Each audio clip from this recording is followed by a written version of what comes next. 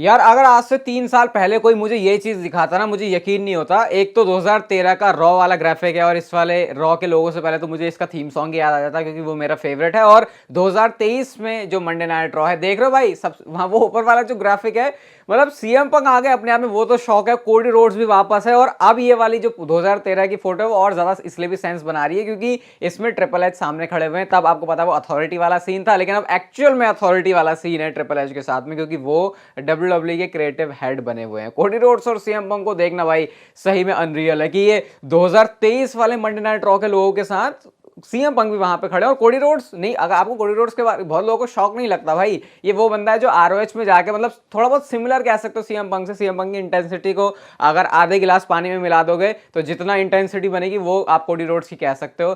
But आज देखो सारे के सारे एक साथ हैं। Okay, hello chatters, my name is Rohit and you are watching wrestle chatter. Welcome है गाइस आपका वॉइस ऑफ रेसलिंग के एक और नए एपिसोड में। और सबसे पहले शुरुआत करते हैं गुड न्यूज के साथ। और गुड न्यूज ये है कि जो अपने रोमन रेंस है, जो अपने ट्राइबल चीफ हैं, अब वो वापस आने वाले हैं। उनका जो रिटर्न है उसको ऑफिशियली डब्ल्यूडब्ल्यूई ने अनाउंस कर दिया है। 15 तारीख का जो स्मैकडाउन का एडिशन होने वाला है इसे दिसंबर महीने का, आज से दिसंबर भी शुरू हो गया, दिसंबर जिस भी भाषा में बोलना हो तो ये शुरू हो चुका है। और उसके बाद उनकी जो अगली अपीयरेंस होगी वो होगी सीधा जनवरी में, 5 जनवरी को, एंड देन वो 19 तारीख को भी आने वाले हैं। अभी देखो इन 3 डेट्स के लिए तो रोमन रेंस आ गए और भाई खुश हो जाओ सही में, क्योंकि मैंने एक्सपेक्ट नहीं किया था कि दिसंबर मंथ में रोमन रेंस वापस आएंगे, लेकिन वो आ रहे हैं। और ऐसा भी हो सकता है कि अभी डब्ल्यूडब्ल्यूई ने सिर्फ जो टिकट्स है इसको बाहर निकालने के लिए ऐसा किया हो कि चलो टिकट्स ओपन कर देते हैं, इसीलिए फिर रोमन रेंस के नाम से टिकट्स बिकेगी। ऐसा ही पॉसिबल है कि इन 3 अपीयरेंसेस पे तो रोमन रेंस आएंगे और साथ ही साथ बाकी आने वाले टाइम के लिए भी जो भी जिस भी तरीके से डब्ल्यूडब्ल्यूई रोमन रेंस को बुक करना चाहती है अलग स्मैकडाउन के एडिशन के लिए, वो चीज भी पॉसिबल है। ये बात तो आपको बताइए कि डब्ल्यूडब्ल्यूई का जो अगला प्रीमियम लाइव इवेंट है वो रॉयल रंबल है, वहां पर रोमन रेंस अपना एक टाइटल डिफेंस करने वाले हैं। तो स्मैकडाउन में आके जो उनकी स्टोरी लाइन, स्पेशली ये जो 2 हफ्ते के बाद जो स्मैकडाउन का शो है, वहां से हमको काफी हद तक क्लैरिटी मिल जाएगी। अगली स्टोरी सीएम पंक से रिलेटेड है। तो फाइनली डब्ल्यूडब्ल्यूई में ऑलमोस्ट 9 साल के बाद नया रेंडर डब्ल्यूडब्ल्यूई को निकालने का मौका मिला। और ये वाला आप देख सकते हो, ये सीएम पंक का ऑब्वियसली यही उनका जो साइन हमेशा रहता है और यहाँ पे ये बिल्कुल नया एडिशन है। और ये मुझे देख के बहुत सही लगा कि एडब्ल्यू में जब सीएम पंक थे उसके कंपैरिजन में अगर आप अभी देखोगे तो अंतर यहाँ पे ये नजर आया कि सीएम पंक यंग लग रहे हैं। मतलब पहले वाला उनका लुक ऐसा लग रहा था कि यार ये थोड़ा सा बंदा बूढ़ा सा हो गया, लेकिन जो भी उन्होंने अपना ट्रांजिशन मारा, वो जो स्पाइक करके आए हुए थे रॉ में, फिर थोड़ा सा हेयर स्टाइल थोड़ा चिपकू वाला उन्होंने बना लिया, लेकिन ये पुराने वाले डब्ल्यूडब्ल्यूई के सीएम पंक वाली वाइब दे रहा है। ऑब्वियसली ऐसा तो होता ही है कि भाई बंदा बूढ़ा हो जाता है, लेकिन अभी भी सीएम पंक के अंदर एटलीस्ट रेसलिंग वाइज और प्रोमो वाइज तो आपको पता है वो चीज़ हमेशा वैसे ही मेंटेन रहने वाली है। ड्रू मैकिंटायर को मंडे नाइट रॉ में आपको पता है ये चीज़ बिल्कुल पसंद नहीं आई थी, और वो ये चीज़ थी कि उन्होंने जब देखा कि जे ऊसो और रैंडी ऑर्टन आपस में अपनी जोड़ी बना रहे हैं और इनको किसी से प्रॉब्लम नहीं है, तो उसी वाले ट्वीट को उन्होंने कोट करते हुए रिट्वीट किया, यू गॉटा बी एफिन किडिंग मी, यानी कि ड्रू मैकिंटायर को ये चीज़ बिल्कुल भी पसंद नहीं आई। और भाई ड्रू मैकिंटायर, मैंने बोला नहीं, जब से ये उन्होंने अपना ट्रांजिशन मारा है अपने कैरेक्टर में, बिल्कुल ही उन्होंने उसको चेंज कर दिया है। पूरी एक वीडियो ही उन्होंने निकाल दी जहां पर वो एक बंदे को एड्रेस कर रहे हैं जो कि कह रहे हैं भाई सैमी ज़ेन तुझे तोड़ेगा और जे ऊसो तेरे से बहुत ज्यादा आ गया। तो ड्रू मैकिंटायर ने अच्छे से चुन चुन के सबको जवाब दिया। सबसे पहले उन्होंने सैमी ज़ेन को बोला भाई तेरी तो स्टोरी अलग है, तू मेरी स्टोरी अपनी स्टोरी को मिला मत जरा, तू भी भले ही मॉन्ट्रियल में आ रहा था, मेरी बात अलग है, मैं अपनी फैमिली को देख भी नहीं पाता, सालों सालों गुजर जाते हैं, मैं इसी कंट्री में रह जाता हूँ। फिर उन्होंने बात करी रैंडी ऑर्टन की भी कि कैसे ये आपस में साथ में मिल रहे हैं, तो इस चीज को भी मेंशन करते हैं। और साथ में फिर उन्होंने सैमी ज़ेन को देख लेने के साथ शुरुआत करी बड़ी चीजों की। और ड्रू मैकिंटायर ऐसा भी हिंट कर रहे थे कि जो उनको लोग बोलते हैं ना ऐसे सोशल मीडिया पे बकवासबाजी, उन सबको एड्रेस करने के लिए वीक में शायद वो ऐसी एक वीडियो तो जरूर निकालेंगे। और ये पूरी 2 मिनट की वीडियो है जहां पर वो अच्छे से बता रहे हैं, समझा रहे हैं, भाई पूरा अच्छा ज्ञान पाठ पढ़ा रहे हैं, जो भी बातें उनके अगेंस्ट में बोली जाती हैं। ये कैरेक्टर मुझे तो बहुत पसंद आ रहा है। मेरे को पता नहीं, एक ब्रॉक लेसनर का कैरेक्टर था जिससे वाइब आती थी कि समझ नहीं आता था ये बंदा हील है या फेस है, ऐसा लगता था कि ये बंदा अपने भले के लिए सोचता है सब कुछ, सिर्फ फिर से फर्क नहीं पड़ता कि ये किसकी साइड है। तो यही सेम वाइब मुझे ड्रू मैकिंटायर से आ रही है। आप में से कितने सारे लोगों को ऐसे लग रहा है, मुझे भी बताना कि कितने हम लोग इत्तेफाक रखते हैं इस चीज़ से। बट यस, ड्रू मैकिंटायर जो भी कर रहे हैं अच्छा लग रहा है। होपफुली यहाँ से उनका ग्राफ ऊपर ही जाए। अगर हार भी रहे हैं तो फिर उसका लॉजिक बनना चाहिए, जैसे अगर सेथ रॉलिन्स से हारे भी तो डब्ल्यूडब्ल्यूई ने उसको जिस तरीके से कैपिटलाइज किया, वो story line at its peak वाली चीज हमको बताता है। लोगन पॉल आपको पता है इस समय यूएस चैंपियन है, और मैंने आपसे ये भी बताया था कि डब्ल्यूडब्ल्यूई का प्लान है कि रेसलमेनिया जो नेक्स्ट होने वाली है, रेसलमेनिया 40, वहां पर वो अपनी यूएस चैंपियनशिप को लेकर जाएंगे। इसका मतलब कि चांसेस पूरे हैं कि वहां पर उनका एक टाइटल डिफेंस मैच होने वाला है, क्योंकि ऑब्वियसली चैंपियन बन के जाएंगे। कुछ नाम मैंने आपको बताया था, जैसे कि एले नाइट वो नेम हो सकता है, केविन ओवेंस वो नेम हो सकता है, लेकिन अभी WWE ने बैक स्टेज ऐसा मैच डिस्कस करना शुरू कर दिया है जो कि जॉन सीना के फैंस को खुश करेगा, दुखी करेगा वो मैं नहीं कह सकता, लेकिन John Cena versus Logan Paul discussion में है इस समय यूएस चैंपियनशिप के लिए एट रेसलमेनिया 40। अब आपको पता ही है कि यूएस चैंपियनशिप की जो प्रेस्टीज है उसको नेक्स्ट लेवल पर कैसे जॉन सीना लेकर गए थे। ये 2014-15 के टाइम की बात है, जिस टाइम पर उनके पास 14-15 थी ना, 13 से 16 के बीच में जो भी ये पूरा टाइम था, वहां पे जब उनके पास यूएस चैंपियनशिप थी तो कैसे वो ओपन चैलेंजेस किया करते थे। वो रूसेव के साथ वाली फ्यूड तो भाई मेरी फेवरेट है, रूसेव ने जो भी काम किया डब्ल्यूडब्ल्यूई में, तो ये मैच डब्ल्यूडब्ल्यूई कर सकती है। अब मैंने अच्छा है बुरा क्यों कहा मुझे लगता नहीं, इसके पीछे मुझे ज़्यादा कुछ एक्सप्लेनेशन देने की ज़रूरत है, क्योंकि जॉन सीना बंदा भाई आता तो है, लेकिन जब आता है तो सीन ये होता है कि चलो मज़ा आ गए देख के, लेकिन फिर मैच का एंड वही होता है जो फैंस को खुश नहीं करता। तो देखते हैं फिर ये मैच के साथ डब्ल्यूडब्ल्यूई इसको बिल्ड अच्छा कर सकती है कि ग्रेटेस्ट यूएस चैंपियन एवर करके, और दूसरा social media mega star US champion, ये इस हिसाब से फ्यूड बनाए तो मज़ा आएगा। और लोगन पॉल के करियर को तो डेफिनेटली इससे फ़ायदा हो सकता है, बाकी जॉन सीना के फैंस का कितना फ़ायदा होगा वो तो हमको आगे जाके समय ही बताएगा। अगली स्टोरी केविन ओवंस और सीएम पंक से रिलेटेड है।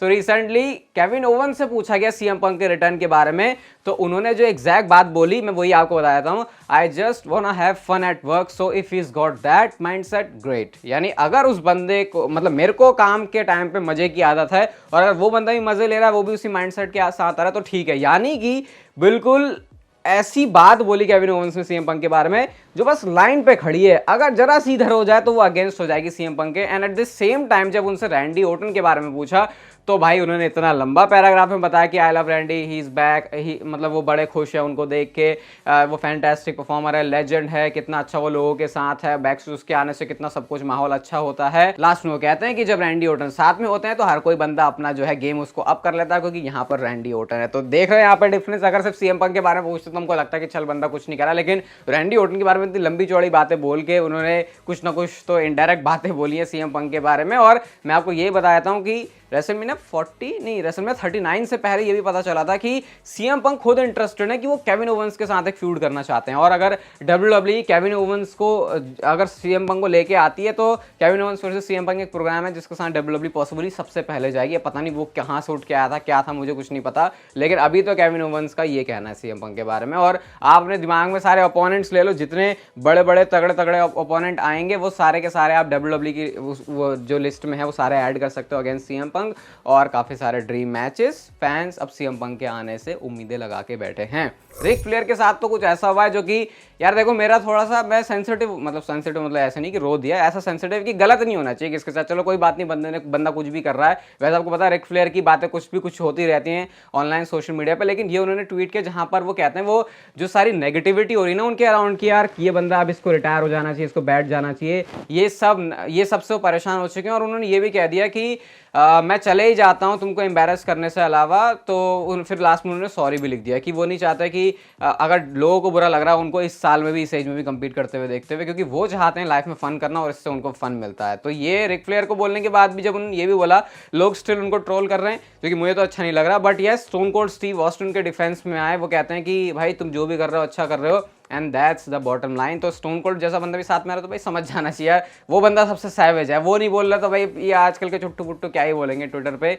और क्रिस जेरिको ने भी उस चीज़ को सपोर्ट किया। हाँ, मैंने भी रिक फ्लेयर के बारे में बोली है कि भाई ये बंदा कुछ भी बोलता रहता है, लेकिन ये बोल भाई बंदे को मजे आ रहे हैं तो मुझे ख्याल से उसे मजे लेने चाहिए, और हमको भी सारी चीज़ मजे के साथ ही लेनी चाहिए। मैं भी कुछ इन्जॉय करता हूँ, तो until and unless it is very serious, मैं कभी भी उसके बारे में बहुत हार्श नहीं जाता हूँ। तो ये चल रहा है भाई। अब आप बताना, रिक फ्लेयर भाई मजे कर रहा है AEW में करने, तो कुछ टाइम के बाद ऐसा होगा कि बंदा फिर से डब्ल्यूडब्ल्यूई में आएगा ही, और डब्ल्यूडब्ल्यूई अपने वो जो होता नहीं एक स्टेटस दे देती है उनको कि हाँ जब भी बड़े बड़े शोज पर जरूरत होगी, वैसा कुछ शायद वो रिक फ्लेयर के साथ कर सकते हैं। सीएम पंक ने अपनी इंस्टाग्राम की स्टोरी में ये वाली फोटो डाली हुई है, लगता है डोमिनिक मिस्टेरियो के वर्क से वो भी इंप्रेस हैं या फिर डिप्रेस्ड हैं, जिस भी तरीके से आपको लेना हो। सीएम पंक ने फोटो डाली है जहाँ पर डोमिनिक जो है बच्चा वाला है और पीछे जो सारे उनकी फैमिली है जिसको हम काफ़ी बड़ा देखते हैं वो सब है। और डोमिनिक ने इसका जवाब भी दे दिया। भाई डोमिनिक ने क्या किया, सिंपली वो टोपी पहना दी जोकर जैसे यूएससी सीएम पंक के सिर पर, और जो क्लाउन वाली इमोजी है वो सारी अपनी पूरी फैमिली के ऊपर लगा दी, और जो मिडिल फिंगर है उसका भी उन्होंने यूज कर लिया है। तो डोमिनिक मिस्टीरियो से सोशल मीडिया पर तो पंगे मत ही लेना है, भले ही तुम रिंग में आके उसे बजा सकते हो क्योंकि एंड में पिटना तो डोमिनिक मिस्टीरियो को ही होता है, लेकिन सोशल मीडिया पर पंगे मत करना क्योंकि वहां पर बोलना होता है, सिर्फ वो बोलने में डोमिनिक मिस्टीरियो कभी भी पीछे नहीं रहते। अगली स्टोरी गाइस बहुत ज्यादा मेजर है और ये सीएम पंक से जुड़ी हुई है। तो बैक स्टेज एक आइडिया प्लान्स में टेबल पर ऑलरेडी डिस्कस होना भी शुरू हो चुका है, जिसके बारे में डब्ल्यूडब्ल्यू ने सीएम पंक से भी बात कर ली है। एंड गेस व्हाट ये मैच कौन सा है? CM Punk versus Seth Rollins, CM Punk versus Roman Reigns. भाई ये वाला जो मैच है वो CM Punk versus stone cold Steve Austin है। आपको लग रहा होगा stone cold Steve Austin CM Punk, तो मैं आपको स्टोरी बताता हूं। फाइटफुल ने ये चीज रिपोर्ट करी है कि डब्ल्यूडब्ल्यू इस मैच को फ्यूचर में करवाने की पॉसिबिलिटीज को डिस्कस कर रही है। इवन डब्ल्यूडब्ल्यू सीएम पंक के पास भी गई और उन्होंने इस मैच को करने की, एग्जीक्यूट करने की जो प्लानिंग है उसको भी डिस्कस किया। अभी इस पॉइंट पर कंफर्म नहीं है कि ये मैच होगा या फिर नहीं। ऑब्वियसली भी स्टोन कोल्ड को भी बैठा के, सीएम पंक को भी बैठा के इनकी आपस में बातें करनी होंगी। 2013 के टाइम पे जब गेम लॉन्च हुआ था डब्ल्यूडब्ल्यू का, तो उस टाइम पे एक प्रमोशनल मटेरियल में इन्होंने कुछ ऐसे हीटेड वर्ड्स को एक्सचेंज किया था। तो उसके बाद से फैंस ऐसा मानते थे यार ये फ्यूड भी कभी होनी चाहिए अगर स्टोन कोल्ड वापस आता है, क्योंकि स्टोन कोल्ड माइक पर क्या है वो मुझे बताने की जरूरत नहीं है। सीएम पंक के बारे में हम लोग रिसेंटली सब कुछ अभी देख ही रहे। तो ये एक मैच है जिसको डब्ल्यूडब्ल्यू एक बड़ी स्टेज पर बुक कर सकती है और स्टोन कोल्ड को कभी भी, मतलब सीएम पंक की मर्चेंडाइज अभी भी बिकती है, वो हमेशा टॉप 5 में रहते हैं, जबकि वो कब से एक्टिव हैं ही नहीं डब्ल्यूडब्ल्यू के रोस्टर में। तो इसी से आप आइडिया लगा सकते हो कि ये जो हाइप वर्सेस हाइप वाला जो मनी मैच है